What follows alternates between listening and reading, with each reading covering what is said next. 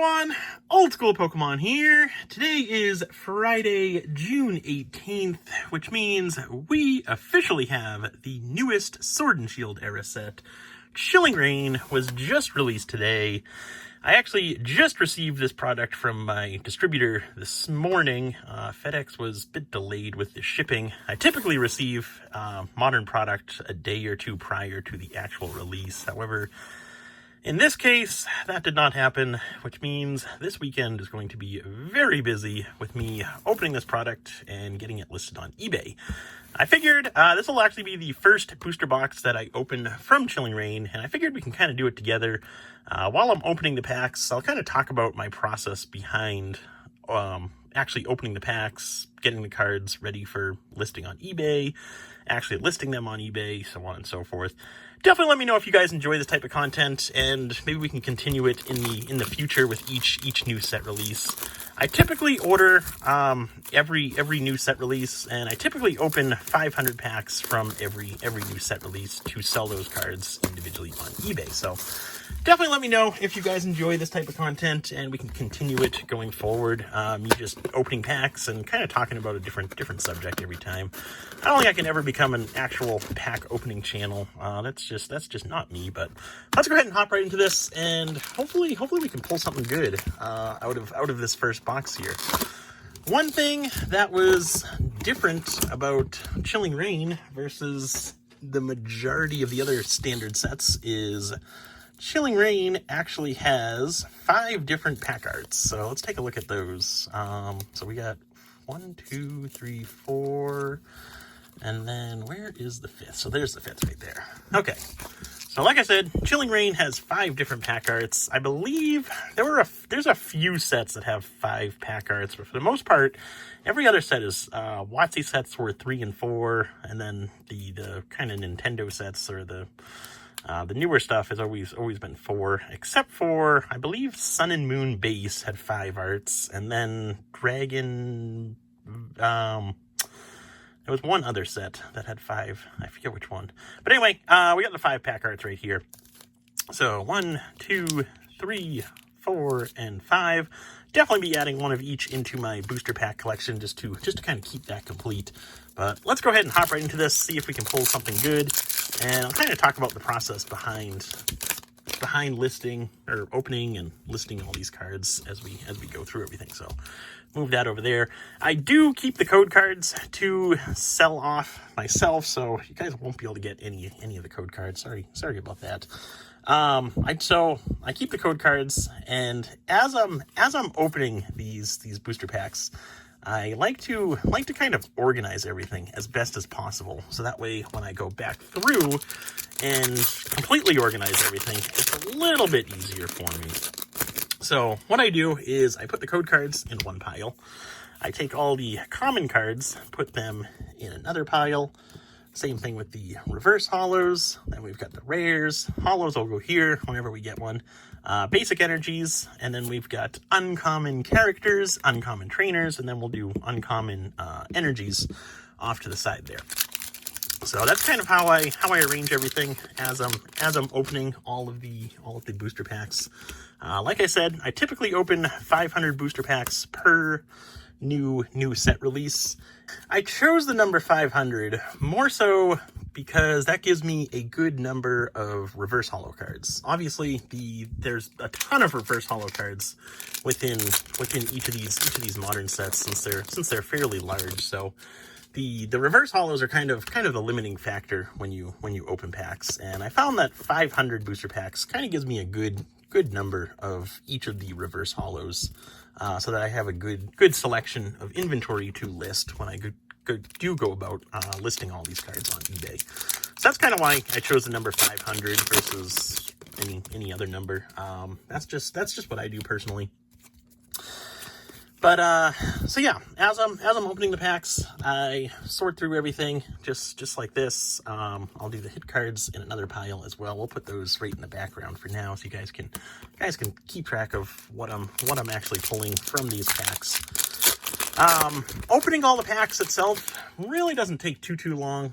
This is going pretty slow right now because it's a lot tougher than it looks. I give props to all the YouTubers who do pack openings. It's not as easy as it looks here, because I actually can't see these piles right now aside from looking in my camera. So kind of trying to look in my screen and put the cards in the piles. But yeah, usually it goes a lot quicker than this when I'm just doing it myself. I'll typically just sit in the living room, throw something on TV, and open up a whole bunch of packs. I don't typically go through everything and kind of look at everything. I'll do that for the first couple packs, but after that, it's more or less just opening it, sorting it out. I'll take a look at the hit cards. If I pull something good, take a look at those for a minute, but for the most part, it's a pretty quick process. I try and get everything done fairly quickly, because modern product is all about being first to market. If you're going to be selling modern product, you really need to try and be first to market. Obviously, you're not going to be the very first person to list these cards on eBay. People have already been pre-selling them for a little while now, so you're not going to be the first ever person to list any of these cards on eBay, unless you get really lucky. But you do want to have your stuff listed within the first couple days of the actual set release, because pricing on modern product tends to go down very quickly after the release. So right at release, where we're at right now, the hit cards are going to be worth the most that they're going to be for a while. As you get further and further from the actual release date, pricing on everything tends to go down, just because you have more people opening all the packs. You have more of every card available on eBay, which creates competition, so people start lowering their pricing, so on and so forth. Plus, as you get a couple months from the actual release, going further from the release, people lose interest in the set. Right when it's released, people are really excited about the set. They want to see the new cards, all that stuff, add cards into their own collection. So there's a lot of interest, there's a lot of excitement behind the set. But as you get further and further from the set release, people lose interest in the set, and they start talking about the next set that'll be coming out. Which this next set, Evolving Skies, which will be coming out in August, I am really excited about that one. More so for that one than this Chilling Reign set. But this set also looks pretty good. Hopefully we can pull a Celebi VMAX. That's probably my favorite artwork out of this set right there. So that'd be nice to be able to pull one of those in this opening right here. But anyway, that's that. So after I open all the packs, which I'll hopefully be able to open everything tonight, that's my plan. My first step after that is sorting through all the code cards. So I do that as the very first thing, because code cards lose their value very quickly. There we go. We got a Celebi V. That's a pretty good one right there. I'll take it. Not the VMAX, but not too shabby right there, if I do say so myself. So anyway, the code cards, I do those first, just because code cards lose their value very quickly. So I'll go ahead and scan all the code cards into the Poke Collector app, and then I actually just sell everything to them. So I sell all the code cards to the Poke Collector app versus selling them myself. I've tried selling them myself in the past. I just don't have the interest for it at all. It's not an enjoyable process for me whatsoever, and you got to enjoy what you do as well. So for me, that's not an enjoyable process whatsoever. So I just opted to sell all the code cards in bulk to this Poke Collector app. They offer pretty good rates. I looked up what they were paying this afternoon on Chilling Reign booster pack code cards, and right now they're paying 33 cents a piece, which is fine with me. They can have all the code cards and sell them themselves. That is fine by me. So that's what I do with the code cards. Like I said, that's the very first thing that I do after opening all the packs, because code cards do lose their value very quickly. Again, as you have more and more people who open all these packs, you have more and more code cards available. So code cards lose their value very quickly. So that's the first thing that I do. once all of the code cards are sold off, then I actually begin the process of sorting through everything and getting it ready to be listed on eBay. So I start off with all of the hit cards. Typically in the past, I've been submitting all the vast majority of the hit cards into CGC for grading. However, where grading is taking absolutely forever right now, I think I'm going to change that up for this specific set release, and possibly going forward. I'm only going to submit the cards that I want to submit, that I think would be good to submit. So for example, anything better, like out of everything that we pulled right now, I'll probably submit the Celebi, because that's an awesome artwork. It's a really popular Pokemon. So I'll probably submit the Celebis that I pull for that reason. However, everything else, I think I'm going to just sell raw within my eBay store. Obviously, grading, you make a lot more money getting the cards graded and then selling them.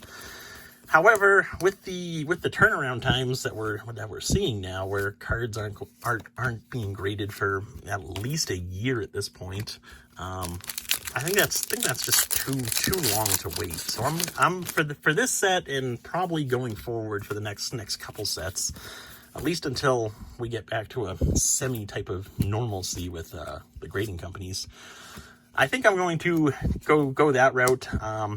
Put aside a few cards to submit, and then just sell off the rest as being raw cards on eBay. So that's kind of the first thing I do. I sort through all the hit cards, get them all organized, take out anything that I want to be graded, and then afterwards I'll take pictures of anything that's not going to be graded and create eBay listings for all of those cards. Because similar to everything else within Modern, the hit cards are going to be worth the most right at release, when people are most excited about the set and looking to add these cards into their collections, or looking to buy these cards for decks that they play with or whatnot. So that's the first thing. And then afterwards, after I do all the hit cards, next come the reverse holos and the holos. I do those at the same time because after the hit cards, the holos and the reverse holos are the ones that sell the most, at least for me. The reverse holos especially do very well, because there's so many reverse holos within each set. It's really tough for the average collector or average player to pull a specific reverse holo that they're looking for. So for the most part, you're able to get all the non-holo cards within a certain number of packs. I don't know, but you're easily able to get all the non-holo cards yourself if you open a decent amount of packs. But the reverse holos are a little bit trickier. You need to open a lot of packs in order to get every single reverse holo. So for me personally, I do very well selling the reverse holos. There we go. Our first VMAX. That's it's an alright pull. Not the Celebi that we're looking for. But anyway, like I was saying, the reverse holos do really well for me, so that's why I do those right after the hit cards, and I do the holos as well, just because there's not as many of them within each set, and they do pretty well as well. So I'll sort through all those. I organize everything by rarity and then alphabetically. That's kind of the system that I have in place that I've found has been the easiest to find cards that people purchase. There we go. We got a Echoing Horn secret rare. That's pretty cool. But yeah, that's the system that I found to be easiest for me. When someone purchases a card, I can find that card easily without having to spend a couple minutes looking to see where it'll be. So I'll sort through everything, take pictures of everything, get them all listed on eBay, and then I'll repeat that process with the non-holos. So I'll do the non-holo rares, then I'll do the non-holo uncommons and trainers and energies, and then finally the last thing will be the non-holo common cards right here. That's kind of the process that I go through. And again, everything's organized by rarity and alphabetically, just because that's kind of the system that I use. I think it makes it really easy to find a certain card. So that's about it for that. As far as like quantities go of what I actually keep versus sell off as bulk cards, because I do tend to sell a few, or a decent amount as just being bulk cards to whoever's looking to buy bulk. So when I typically do this, I open all the 500 packs, I sort everything out, I keep all of the hit cards to sell myself or grade, I keep all of the reverse holos to sell myself on eBay, I keep 20 of each, up to 20 of each of the holos, I keep up to 20 of each of the rares. I keep up to 20 of the uncommon trainers and the uncommon energies, and then 10 of each of the uncommon characters and common character cards. That's kind of the numbers that I chose, so that I'm not just sitting on a ton of inventory that doesn't sell off after a couple months or something like that. So those numbers work good for me. That's kind of what I've found. And then afterwards, all the rest of the cards, I'll send a portion to Troll and Toad to sell via their Evo program. I used to send them a lot more cards than what I'm planning to send them with Chilling Reign. For Chilling Reign, I think I'm only going to send them anything that's priced at 30 cents or above. So your typical bulk cards from a modern set release are priced at 20 cents on Troll and Toad. And they take a 50% fee, so after everything's said and done, you're getting 10 cents a card. However, I think going forward, I'm going to start doing a bit more research and only submitting the bulk cards that are worth at least 30 cents a piece. That's kind of the number that I chose. And then, so I'll go through everything after I've gotten everything listed on eBay. I'll go back through everything on the Troll and Toad website and take out any cards that are worth 30 cents or more to submit in a Troll and Toad and sell via their Evo program. After that is all done, the remainder of the cards, which there's usually a couple thousand after that, mainly there's a few uncommons, it's mainly commons that are left after that. So after that, I'll just put anything that's left over into a 5-row monster box, and when I accumulate enough of it, or whenever I get the time, I'll count everything out and sell them to whoever's looking to buy bulk. I just look on Facebook. There's always people looking to buy bulk on Facebook. That is another cool pull. Blaziken V, awesome card. That'll be another one that I send off for grading, just because I personally like the artwork on it, so I think it's worth grading. So that'll be another one that we add to the grading pile once everything's said and done. But yeah, so after everything's listed on eBay, everything's sent off to Troll and Toad, the remainder gets added into my bulk boxes and sold off to a bulk buyer at some point down the line. That's also true for the basic energy cards. I used to, or right now I have 5 listings.